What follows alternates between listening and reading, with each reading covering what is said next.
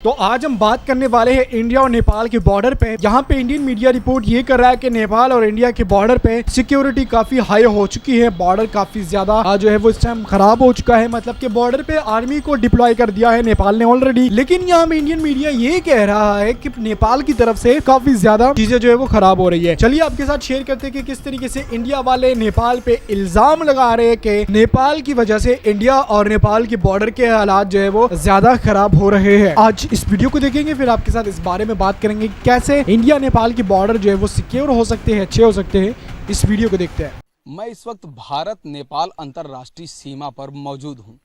श्रावस्ती जिला है और श्रावस्ती जिला के अंतर्गत यह आखिरी गांव नई बस्ती, इस गांव को नई बस्ती बोला जाता है। और आप देख सकते हैं कि ये जो जंगल है, यह जो पूरा जंगल क्षेत्र है, यहाँ पर एक एसएसबी का कैंप है। आगे चलकर पगडंडी के थ्रू लोग पहुँचते हैं और उस कैंप के बाद नेपाल है।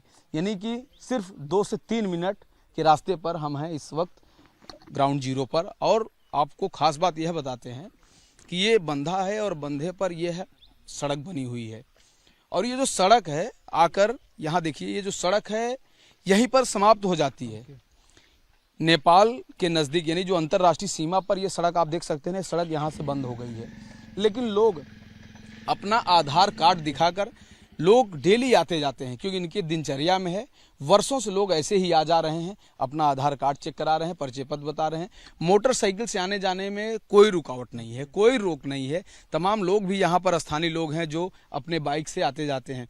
अगर आप कार से जाते हैं तो उसके लिए आप एक प्रोसेस पूरा करते हैं तब जाते हैं। लेकिन खास बात यह है यहाँ पर कि एसएसबी कैंप जहाँ पर है वहाँ तो ठीक है कि वो आधार कार्ड देख के आपको आने जाने दे रहे हैं। लेकिन जब हम इसी बंधे से जब जाते हैं या जब आगे हम रुपैडिया की ओर बढ़ते हैं तो तमाम खाली जगह मिलते हैं, खेत मिलते हैं।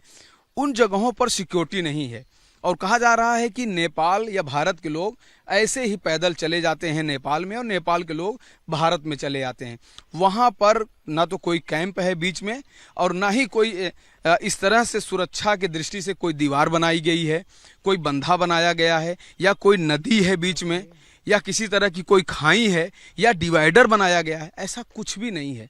हम आपको दिखाना चाहते हैं कि ये देखिए 2-4 घर हैं। ये देखिए, इस बंधे के उस पार अगर देखते हैं तो ये जो घर है, ये जो बाग का जो हिस्सा है, ये कुछ घर तो कहा जा रहा है कि ये भारतीय लोग बनाए हैं। लेकिन ये जो जंगल है, वो जो बाग दिख रही है उस घर से सटा हुआ, वो नेपाल के हिस्से में है।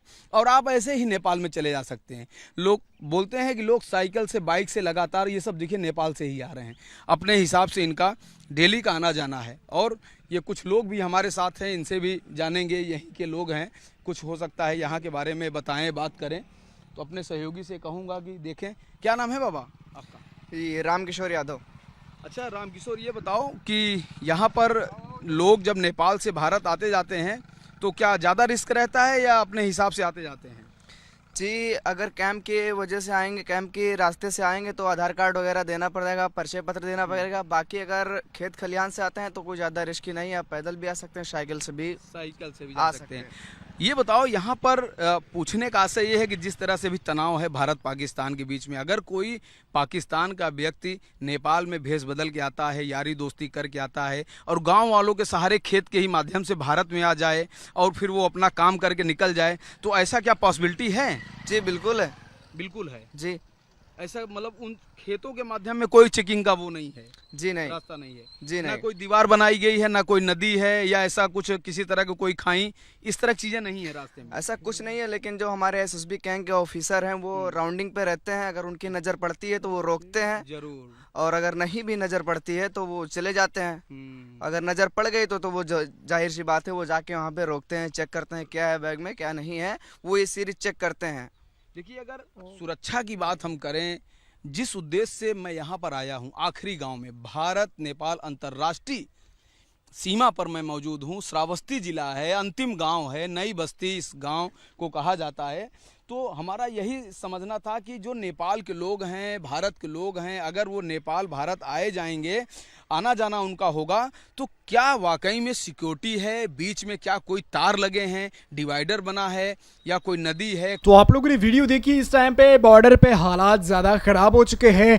इंडिया वाले इलीगली जो है वो घुसने की तरफ बात करते हैं कि नेपाल वाले इलीगल घुसते हैं, लेकिन जबकि नेपाल की तरफ हम जाते हैं, नेपाल से हम रिपोर्टिंग देखते हैं, नेपाल से हम जब न्यूज देखते हैं तो नेपाल वाले कहते हैं कि ऐसा नहीं है, इंडिया वाले जो है वो इलीगली हमारे मुल्क में घुसने की कोशिश करते हैं। हमारे मुल्क का सारा दारोमदार जो है वो इंडिया पे है, लेकिन इंडिया वाले हमारे ही मुल्क के ऊपर इल्जाम लगा के हमारे लिए मुश्किलात का सामना करना पड़ता है, हमारे लिए मुश्किलात पैदा करते हैं। इस टाइम पे बॉर्डर पे हालात ज्यादा खराब होने की वजह से आमदोरफ्त में भी काफी मुश्किलात है, यानी आने जाने वाले लोगों के लिए भी प्रॉब्लम्स है। जाहिर सी बात है, जब इतनी ज्यादा टाइट सिक्योरिटी होती है तो इतनी टाइट सिक्योरिटी में जो है वो फिर आप लोगों को इस चीज का ज्यादा गौर व फिक्र करना चाहिए होता है। आप देखते हैं कि क्या हो रहा है बॉर्डर पे, ऐसी क्या वजूहत है जिनकी वजह से आप लोग सही तरीके से बॉर्डर क्रॉस नहीं कर पाते। आर्मी जो है वो आप लोगों को छोड़ती नहीं है, आपसे ज्यादा डॉक्यूमेंट्स मांगती है, आपसे ज्यादा वेरिफिकेशन करती है, जिसकी वजह से ये सारा प्रॉब्लम जो है वो क्रिएट हो जाता है। तो ये बात थी जिसकी वजह से इंडिया और नेपाल के बीच में फिर से लड़ाई स्टार्ट होने की तरफ जा रही है।